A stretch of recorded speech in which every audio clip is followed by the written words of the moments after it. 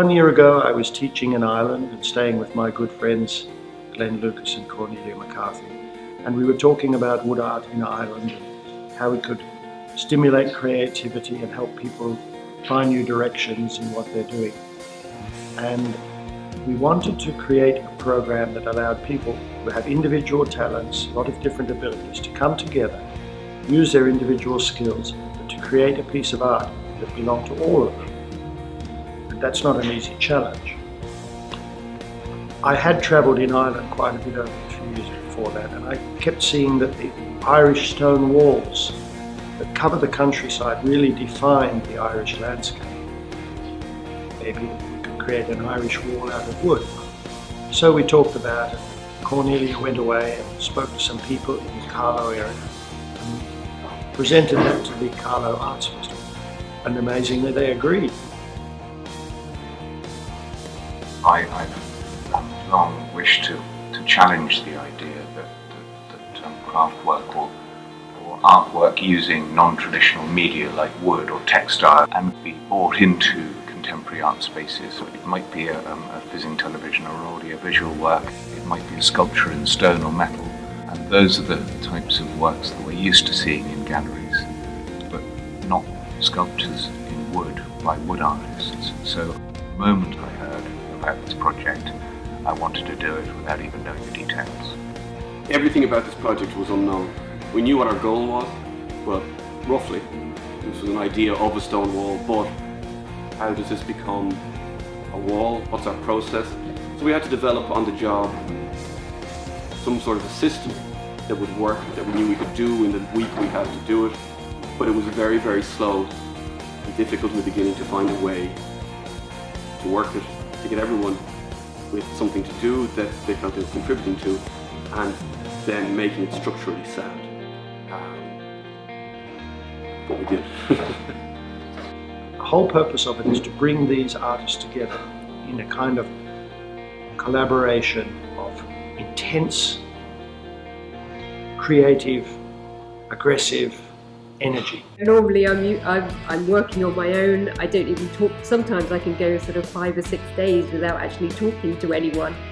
And the amount of interaction I've had in the past 2 days with all the people here has been more probably than I've had in the last year. There's a tremendous sense of sharing, and everybody is saying how much they've learned from other people, and how generous other people have been with information.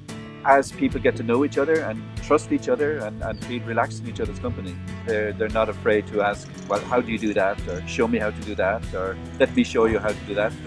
Can I help you with that? Can you help me with this? And that's going on all the time. Share their ideas, tell their stories. Some ideas are accepted by everybody, some ideas are a little bit more problematic, but it seems to be that the spirit is there.